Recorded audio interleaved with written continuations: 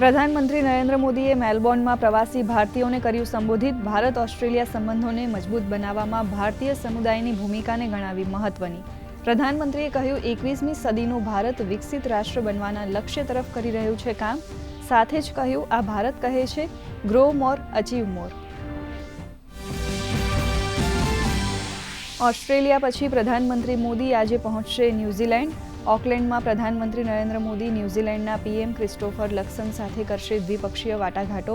સાથે જ પ્રધાનમંત્રી ભારતીય સમુદાયને પણ કરશે સંબોધિત.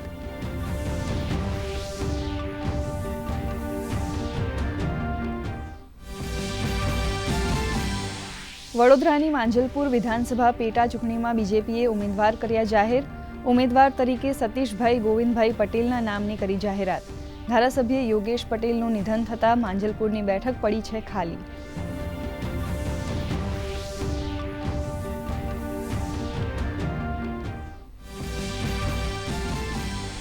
ગુજરાત માટે ગૌરવપૂર્ણ ક્ષણ.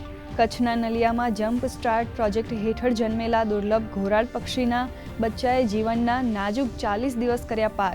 વન મંત્રી અર્જુન મોઢવાડિયાએ પાઠવ્યા અભિનંદન.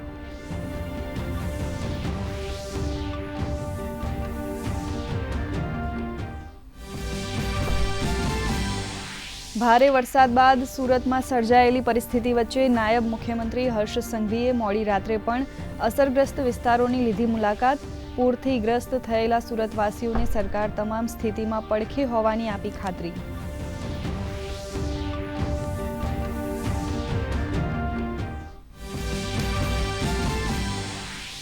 રાજ્યમાં વરસાદનું ઘટ્યું જોર. આગામી 7 દિવસ હળવાથી મધ્યમ વરસાદની આગાહી. રાજ્યમાં અત્યાર સુધી સિઝનનો 24.63% વરસાદ, જ્યારે જળાશયોમાં 41.33% પાણીનો જથ્થો સંગ્રહિત.